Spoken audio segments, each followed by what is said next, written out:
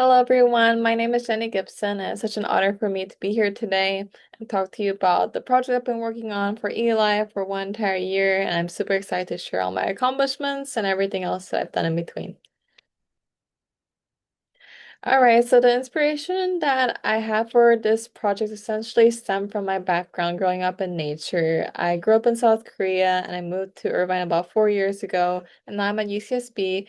As you can see in these pictures at the top right, I'm with my dad and my dog in a forest that was really right next to my home in South Korea. And then now in Irvine, that's a picture of one of the lakes we have nearby in Woodbridge. So it's really beautiful there. And also at UCSB, I'm always surrounded by nature. So I've always love nature and wanted to spread the word about how important it is to conserve our environment. And I have always felt that environmental education is super important. And coming to UCSB, I was a little bit disappointed because I chose UCSB or I even applied to UCSB because I wanted to be part of its environmental studies program. I'm an environmental studies and Spanish major. And although I feel like the environmental studies courses at UCSB are super awesome, they're phenomenal, and they taught me so much, I was a bit disappointed to see that the general education requirements weren't really reflecting our components about environmental education because I think it's really not that fair for us to learn about European traditions and literature for other students to not really maybe take any environmental studies courses. They wouldn't really get a chance to take an ES course if it's not in the GE requirement area. So that led me to my mountaintop goal, creating a new sustainability and the environment general education requirement under the special subject area GE requirement sector. And that's what I've been working on so far. And in terms of how my project has progressed and how it's kind of followed my SMART goals, it starts first of all with the most important part of my project, I would say, and the things that have really helped my project go forward were all the meetings that I've accomplished with faculty members and amazing professors and individuals who are super passionate about what they do.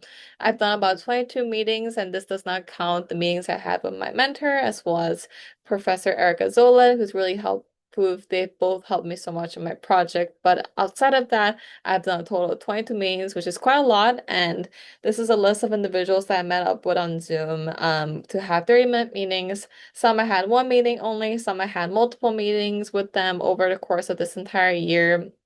And to highlight some of the meetings that I had, I met with Rob Antonor. He's the assistant dean at UCSB's undergraduate education of College of Arts and Science, academic advising sector. And it was really interesting to meet with him because he really showed me how this project would progress in the future because he knew about the process of GEs being passed through the academic senate.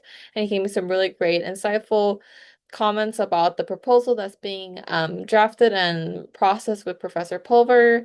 And he was really able to open my eyes to some concerns or questions I could even think of or didn't even really encounter with any other people. So that was really nice to hear his input on that. It was also super awesome to meet with Dr. Yang from UC San Diego because he was really involved with creating the general education requirement that already exists at UC San Diego for sustainability and the environment. So it's really cool to hear about what he had to share about what went right, what went wrong at UC San Diego, and some tips that he had for me in general. And meeting with Katie Maynard, she's from UCSB Sustainability. She was part of this committee about a decade ago who were also trying to push the same effort of creating a sustainability related GE. And she really gave me some great resources, such as a proposal that they worked on, and also other kinds of documents and spreadsheets and lists that I've been really able to use throughout my project and edit and update so that we can actually make this happen, hopefully in the near future. And also, I met with Jesus and Sia at the beginning of the year, and they are part of Eli's cohort last year.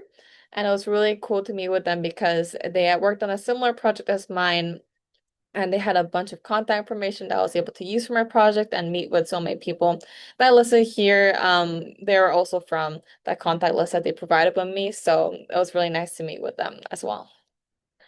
And then in terms of creating the proposal, which is like the main part of my project, is I tried to create a strategy in which I wanted to make sure that the general education requirement I was trying to create now wouldn't really be a burden for other students and faculty members at UCSB for different departments because there are already a lot of GEs that students had to fulfill. I did not want this new GE to be anything crazy. So Right now, I'm still working on creating a list or editing an existing list of sustainability related or involved included courses that also meet a different kind of GE component so that when students take a course from this list, not only would they fulfill this new GE requirement I'm trying to make, they would also fulfill another kind of GE requirement, which is really, really important and really will help lessen the burden on students and faculty members. And something interesting I found throughout my research with figuring out what kinds of courses that students have taken at UCSB so far that are sustainability related, I realized that between 2019 and 2024, students who had been going to UCSB for about 4 years, about 87% of these freshman entry students had taken a sustainability related course. So I thought that was pretty cool. And that still shows that there's still a good amount of students that still have even been exposed to any kind of environmental education throughout their time at UCSB. These are some documents that I've been working on. So as you can see on the left side, this is a summary of my proposal that I've been working on and almost finished with. And on the right side, these are some screenshots of the spreadsheets that I've been working on and that I've been able to receive from the help of many people that help me analyze what kinds of courses exist at UCSB, what kinds of students have taken courses that are connected to the environment, and what department specifically at UCSB, maybe what department that has students involved in that major, um, which one of them have maybe the least exposure to environmental studies. So it turns out that majors in the College of Arts and Science have at least 1/4 of their students not taking a sustainability course before graduating. And these departments include music, physics. A lot of them are from East Asian languages and cultural studies and linguistics. So that's pretty cool to find out about. Last but not least, I've been having bi-weekly student support group meetings. So I was able to create a group of about 10 students who are really interested in supporting my project. So they've been going out to academic advisors from different departments, showing them a summary of my proposal as well as a full version if they want to read it and getting their feedback. And this has really helped me edit the proposal and include a FAQ portion where people can look at if they have similar questions and see their answers to that. And then I've also continued to update the Instagram account associated with my project that was created by Jesus and Sia last year. And I've also spread the word about my project here, trying to get more support from students.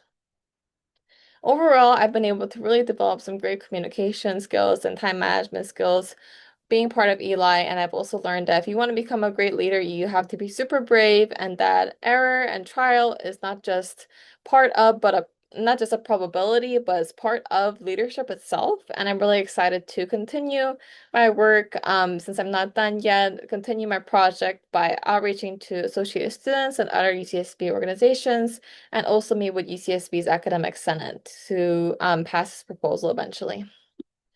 Here's my contact information. Feel free to reach out to me on Instagram or my email if you want to support my project. That'd be super awesome since we really want this to happen at UCSB. And thank you so much for listening to my project so far. I hope you have a wonderful day.